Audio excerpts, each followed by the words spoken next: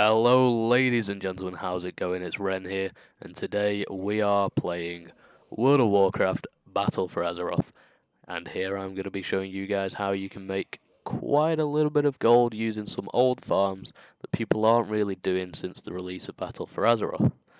Now the main run that people are doing at the moment to make gold is the Brookhold Infinite Spawn farm, which is it's doing pretty well for people, getting mounts, bind on equipped epics, but people have started to lose their stockpile that they created before the release of BFA.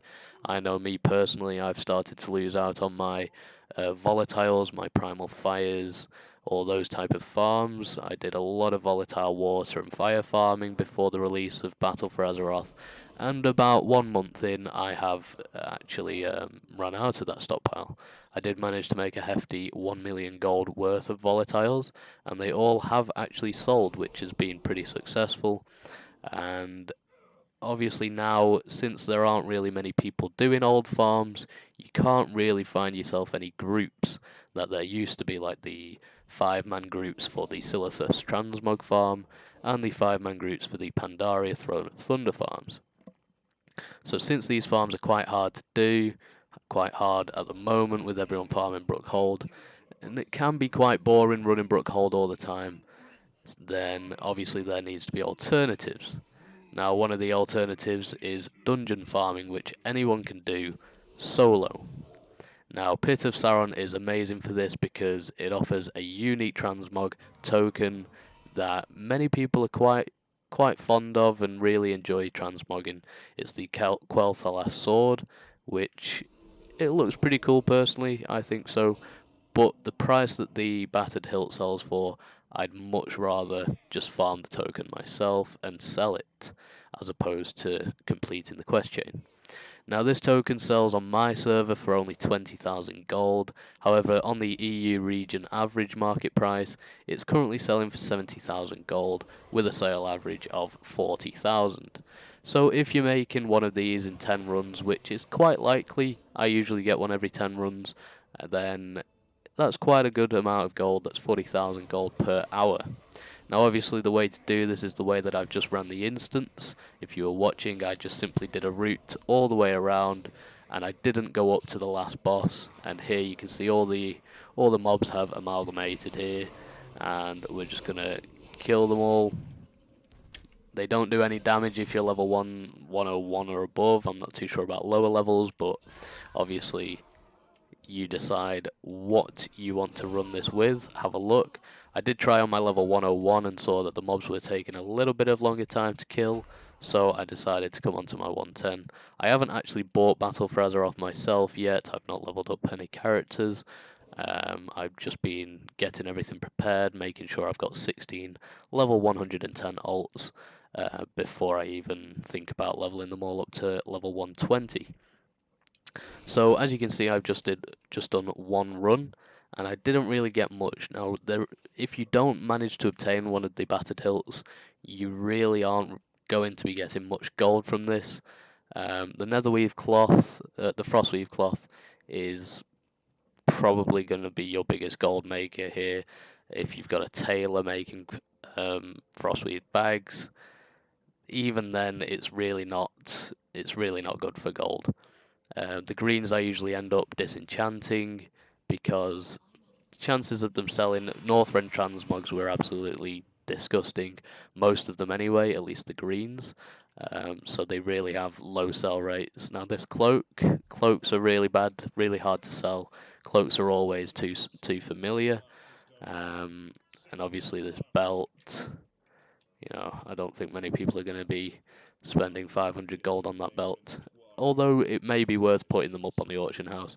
My loot appraiser is telling me I made 3,700 gold from that run. However, in actuality, it's probably 300 to 400 gold. If you have a tailor, just send all the cloth that you get from these runs to that tailor. It won't do any harm. Just turn it all into bolts, and I'm sure they might come in use later. But obviously the main reason for farming this is going to be the Battered Hilt. There's not really much other reason to come in here if you do not obtain one.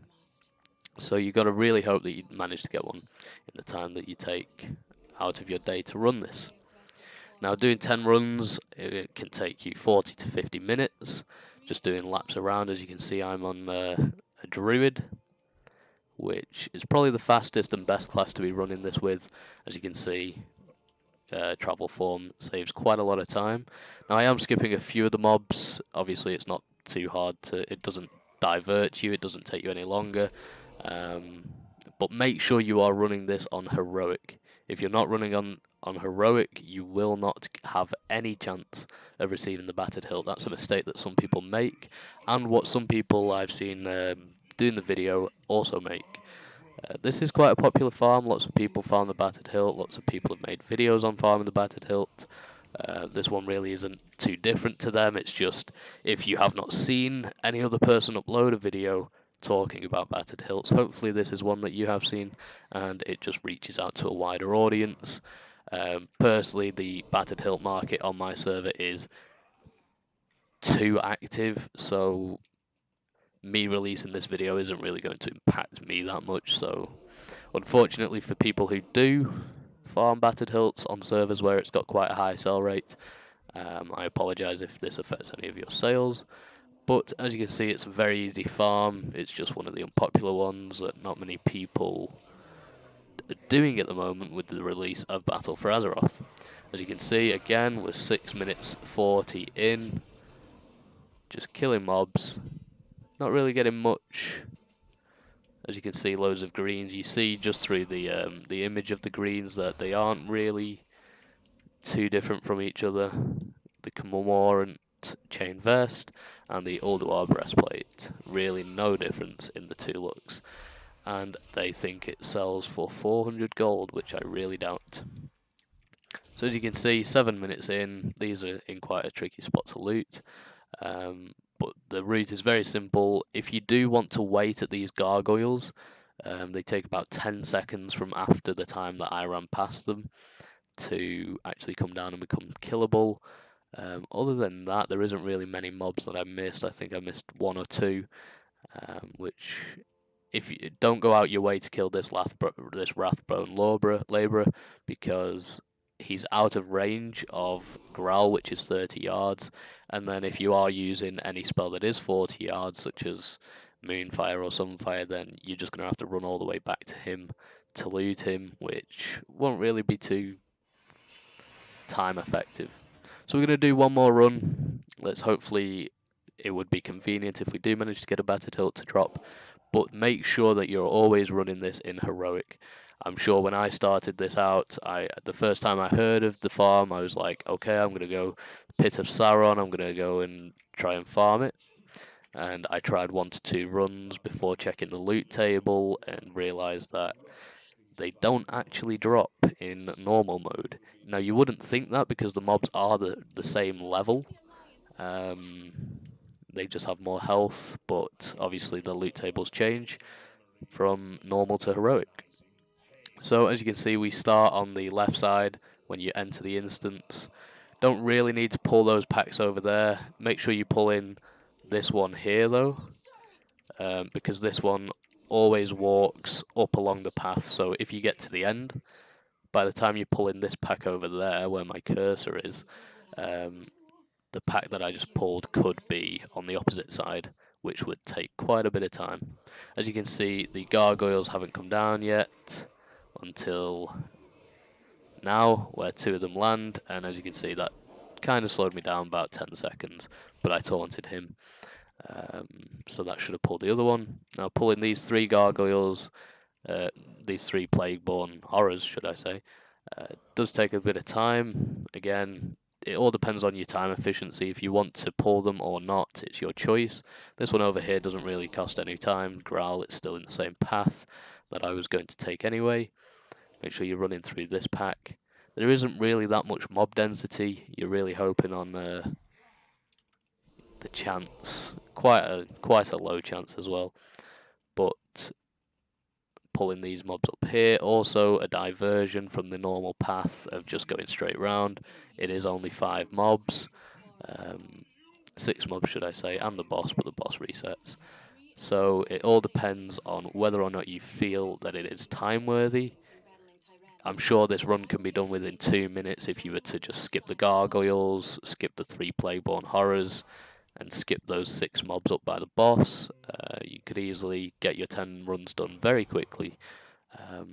But obviously you want as much loot as you can get. Now, so I did taunt one of the gargoyles, but I guess he didn't pull. So I'm going to leave them. I'm not going to go back for them. And then this pack over here, up here, pull the final Wrathbone Labourer, and then all the mobs should collect around. And the casters are the main part that are quite annoying. Just have to go around and kill them on your own. Just loot all of the mobs. Now we've done 3 runs and we've got 100 raw gold from looting, which isn't much, but again, it's really quite a dead farm if you do not achieve one of the Battered Hilts.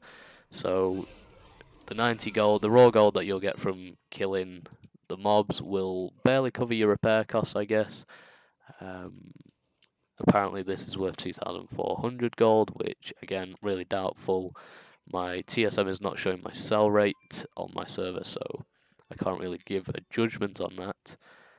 However, my chances are that that will not sell, especially me being on Sylvanas, which is initially a PvP realm. So yeah, arguably a controversial farm for gold per hour. I really wouldn't estimate any gold per hour rates on this farm because the items that are dropping are just really low in likelihood to sell, and the main big ticket item is the Battered Hilt, which you could get 1 in an hour, you could get 2 in an hour, you could get 0 in 4 hours.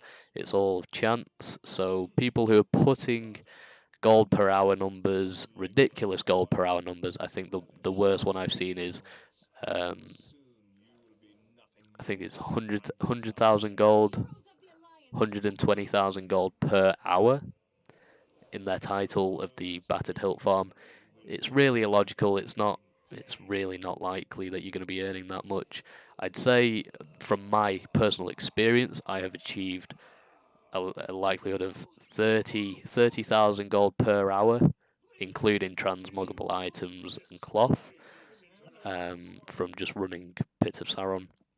Just because I barely average one of the Battered Hilts per hour, along with the fact that it only sells for 20,000 gold on my server, I really think the rest of the items, other than the Battered Hilt, only amount to 10,000 gold per hour. I know this is saying that it's on 12,000 at the moment, and we've only done 3 runs, but yeah. So, good luck to you guys. Hopefully you have great luck with farming the Battered Hilt. If you do, be sure to let me know whether or not you managed to get one, how much it's selling for on your server. I would like to know that because I personally am thinking of transferring servers, as 20,000 gold for a Battered Hilt, that's just one of the cherries on the top of the cake. So yeah, let me know how much it's selling for on your guys' servers. Let me know if you've had any luck. Let me know how many runs you've done, and I wish you guys the best of luck. I'm going to finish my 7 runs and hopefully get a Battered Hilt for myself. Hopefully